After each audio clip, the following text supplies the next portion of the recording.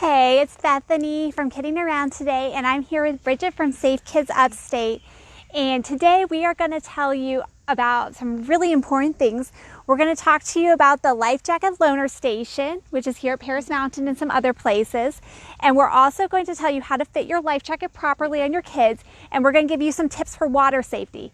And this is so important because we've been talking about how drownings are a leading cause of death in the summertime. And this could be a life or death situation. So we just really encourage you to watch this video and listen to these great tips. So let's go ahead. Where do you want to start, Bridget? Okay, well, first of all, we're going to start by doing a quick activity. I was telling Bethany that we usually do this at events that we go to with children. So usually when we're at our community events, we have a blow-up pool and then some life jackets, and we time them to see how long it takes them to properly put on their jacket. And the reason we do this is because we know by research that in an emergency situation, kids usually cannot properly put their jacket on in time if they're not already wearing it. Just because of their developmental ages, they may not have the fine motor skills to do so. So we're going to do it with Bethany this morning. And our adult time is 10 seconds. So that's roughly the amount of reaction time you have. Like if you're on a boat out in open water and something emergent happens, like you hit a wave or something happens that causes an emergency, this is about the reaction time that you would have. So we're going to do a quick little demonstration to see. And I haven't had a chance to practice her, so I have no idea how I'm going to do. And we just have it sitting here on our life jacket loaner board, just because, you know, most people on a boat, they actually have their life jackets stored.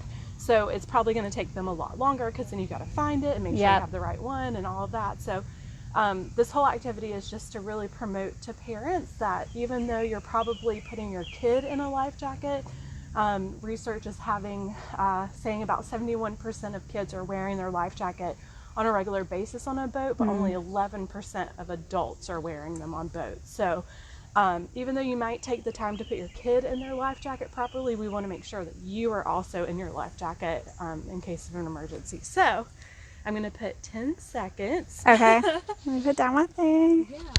And we'll see what happens. Okay, let me know when you're ready for me to start. Go.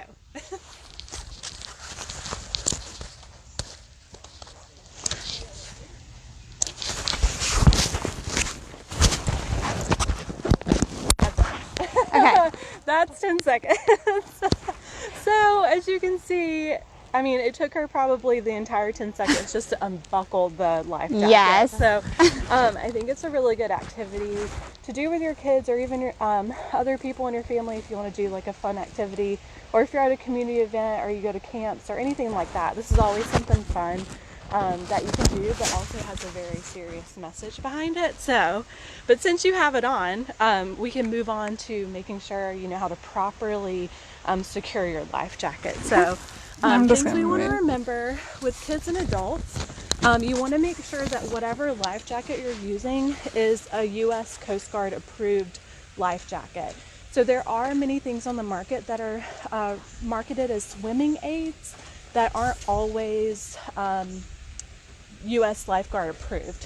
So you just want to make sure it is, and you can always check the inside of the life jacket. It's going to have the weight requirement, it's going to have the size, because a lot of people don't know that life jackets actually have different sizes to them. So for instance, this is an infant one for anybody under 30 pounds, and you can see right here that it is US lifeguard approved.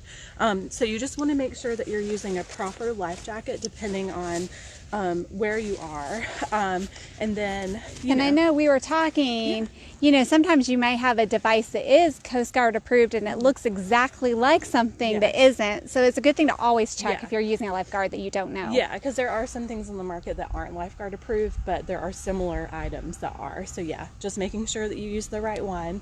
And then you can always practice with your kids, and then we'll do it with Bethany. But you just want to make sure you buckle up. And if your life jacket has a zipper, you know, you make sure you zip it all the way up as well. Get everything closed, and then you're going to make sure it's snug on you. So you want to make sure it's very snug. And you can test it, because that one might even be too big for you. You can test it with your kids. We say to make them do like the touchdown symbol. And then you're going to tug at the top. And then if you can bring it up to their chin or ears, then it's still too loose. So I would say that this one's even too big for you. Okay. Yeah, but that's how you want to test it. You just want to make sure that when they raise their hands up, they have full range of motion so that they can still swim properly, but also that it's not going to come up to their ear level if they're submerged. So you just want to make sure it's tight and snug. Yeah. And if anybody has any questions about any of this, feel free to drop a comment, even if it's later, and we'll get answer. Yeah. And then if you're ever at Paris Mountain State Park, we were lucky enough to get a grant by the CETO Foundation. So this is what this is the Life Jacket Loaner Board. And what they do is they have grants all around the United States, and they provide free life jackets to different parks, lakes, rivers, you name it. If there's any kind of like public swimming that's going on, then they provide these free life jackets. So if you find yourself here, these are free to use for you and your family. So if you want to come do the paddle boats or kayaks, you don't have to worry about bringing your own life jacket if you happen to forget one, because these are here for you to use for free thanks to the CETO Foundation. And we do have those same loaner boards that we're about to open in Pickens County, and then we also have some more loaner boards in Oconee County. So we have them in those 3 counties, which we're very excited about, because those are 3 counties close to us that have lots of open bodies of water. So that is great. Yeah. Now, what about infants and life jackets? How do you know when your child is old enough to go on a boat, or how to keep them safe? So the U.S. Coast Guard recommends that they don't really want babies who have not reached the weight requirement of a proper life jacket actually riding on boats or kayaks or anything like that. So they would prefer for them to not be on those boats.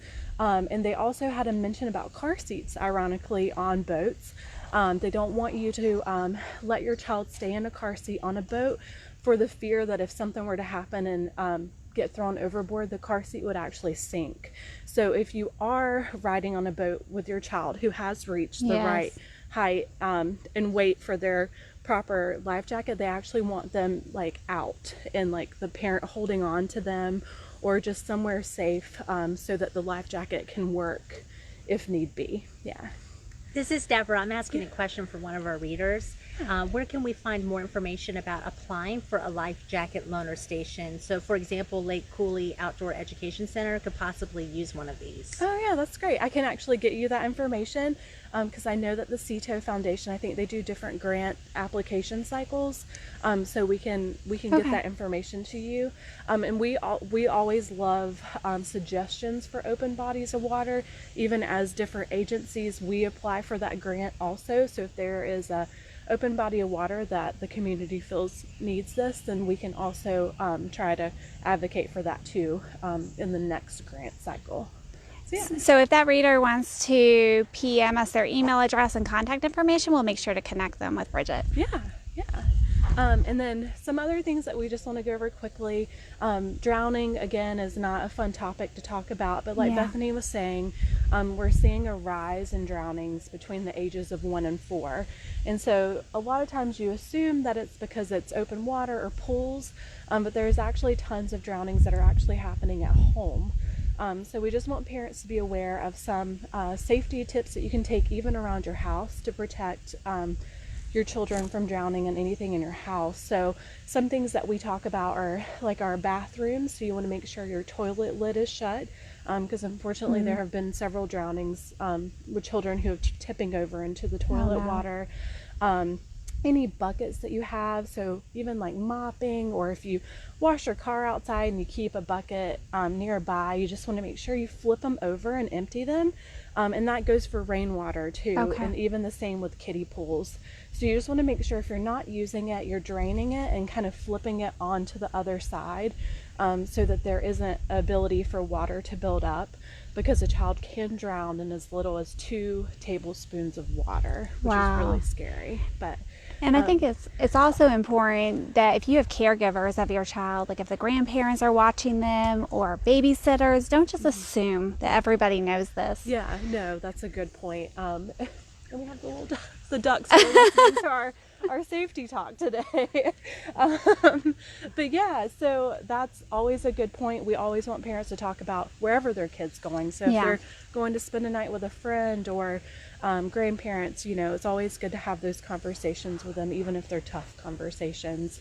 And some tips for parents. I gave one to Bethany, but it's our Water Watcher card. We love these. You can do it at your own personal pool, your community pool, if you want to try to get your YMCA involved or anything like that.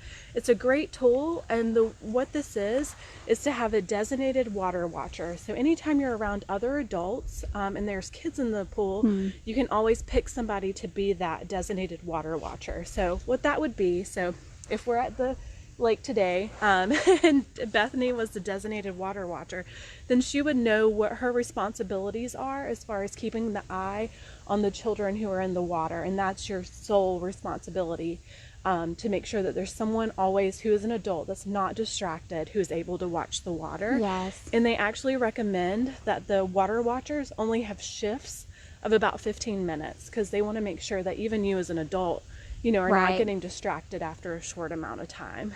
So yeah. Yeah, and I would say, like, I used to be a lifeguard years ago, and it's very hard watching for long periods of time. You really have to focus. So I think that's so good, because especially, sometimes at a pool you think, so, we're all watching the children. And reality is people are talking or they're reading a book, and an accident can happen really fast. Right, and nobody means to be distracted, but it's just like me and you having a quick conversation. You never know what's happening behind you. So the Water Watcher cards are amazing. Now, Bridget, where do you find these? So we have them on our Safe Kids website, and there's actually some that are printable that I think you were able to find. So we can help link that. So if there's anybody out there who wants a printable copy, we have a handful of these copies, but we're hoping that maybe we can get more soon. But even the printable ones are great, just as long as you have one out there for you. Yeah, and I'll show you the one that I printed today. So you just need a lanyard for it. Sorry, I broke my mic, but we'll be fine. So you just need a lanyard for it, but you can just print it out online and stick it in a lanyard and then give it to someone. And I love how visual it is, because instead of just saying, like, okay, you're watching the children, you actually have something on you that says, I'm watching the children. I think, and it kind of gives you a bit of motivation. Right. We all have good motives, but I think we all can use a little bit of help sometimes remembering. No, I agree for sure. But those are awesome, and we love those. I actually gave that to my community pool this summer, and kind of wrote an email to my HOA asking if it was something that we could implement, because I know for me personally, in my neighborhood, we have tons of kids who are swimming, and sometimes you'll go to the pool and there'll only be 2 or 3 adults, and there's like 8 or 9 kids between the 3 adults. So I think that's just something that's really useful that the community can use. And then we always tell parents to also learn CPR. There's plenty of classes in our community for a very reduced cost, and if you know that you and your kids are going to be around water often, it's a great skill to have, and it's a good skill to have in general with children anyways, but especially around water. And then we were also talking about the many community classes that we have for swimming lessons. So that's always a great resource for parents. I know that some of our YMCAs do them for free. So it's a good resource. So it's a good thing to ask about, you know, is to see if there's a scholarship program. I know we have the free swimming week every year around spring break. That's over this year, but they will probably have it again next year. And do you have any recommendations of places to learn CPR, or how parents can go about learning it? So I know that the American Red Cross holds classes on a pretty frequent basis, and they have what's called the Friends and Family CPR class. So it's a little more condensed, is not as in-depth as maybe like a healthcare CPR. So it's really targeted to those families and friends and people who are not working in the healthcare field. It's a very short class.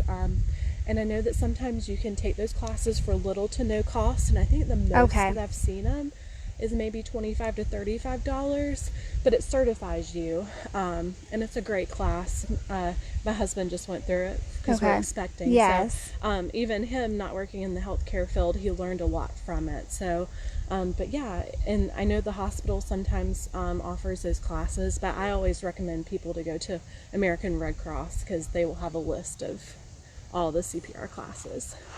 So I was wondering if you could also talk to us a little bit about what differences there might be between pool swimming safety and swimming in a natural area like this lake or river. So there's lots of different things to take in consideration, but one of the biggest that we were talking about is when you're at a natural lake like this, the water is not clear. So it presents its own dangers because you really just can't see the bottom. So if you're in a situation to where you're not able to keep an eye on the children swimming, unfortunately it would be very hard to see if somebody is actually under at an open lake versus a pool. At least it's got more visual ability with the water being clear. But we do have tons and tons of safety tips that Safe Kids Worldwide puts on, and I'm happy to send them so that you can link them for families to have those different safety tips for open water versus closed water. Definitely. Yeah. Because I do think, I know as a parent, like if I'm at a lake, I always try to be a little close, or an ocean especially, be a little closer to my kids than I would at a pool. Because like if they do go under, you wouldn't even know where they are necessarily. Yeah, and we were talking about we're lucky to live in a beautiful state that has tons of rivers and lakes and oceans. But even at the beach, you have the current to worry about. So there's different worries and concerns about any body of water. So we just want parents to have these safety tips and tools so they can have a fun summer with their kids. So obviously it's a scary topic, but that's why taking the time to read these safety tips, we'll put some of these resources in the comments, is really important because if you take the time to learn the safety tips, then you can relax a little bit because you know what you're doing, what you need to do to keep your kids safe. Yeah, and I think it's good to know about the difference between like a proper life jacket versus a swimming aid, because even for me, I didn't know the difference before I started working in the safety world. I thought that the floaties were a good source of, protection for a kid. But, as you start reading and learning about proper flotation devices, you learn the importance of having one that's actually a certified personal flotation device. That can make a huge difference. And I do think, for those who are coming on now, you'll have to go back to the beginning of the video, but Bridget made such a great point about as adults, sometimes we don't wear our life jackets on boats because we're not required to by law, and some of us are pretty decent swimmers, so we just don't worry about it. But as a parent, if you have your children on that boat, you really need to think about the safety of their own safety if you don't have your life jacket on if you were in an accident. And I think one of our own team members who works in the Oconee area, she always makes a great point that the majority of people who end up in water or drowning had no intention of ever getting in the water when they were on the boat. So it's usually people that are just going for that like sunset joyride, wearing normal clothes on their family boat, thinking that it was just going to be a quick trip. And then so you just really never know when an emergency will happen. So we really just want to advocate that if you're on the water, especially on a boat, even a kayak or a paddle boat, to just always take that short amount of time to put the life jacket on. It's going to be a huge lifesaver. Yeah. That's a great tip. Now, did you have anything else that you would like to cover today, or did we cover it all? I think we did, yeah. Well, great. Well, again, if you're watching this video and you have any questions at all about water safety, just drop a comment down there and we will get you an answer.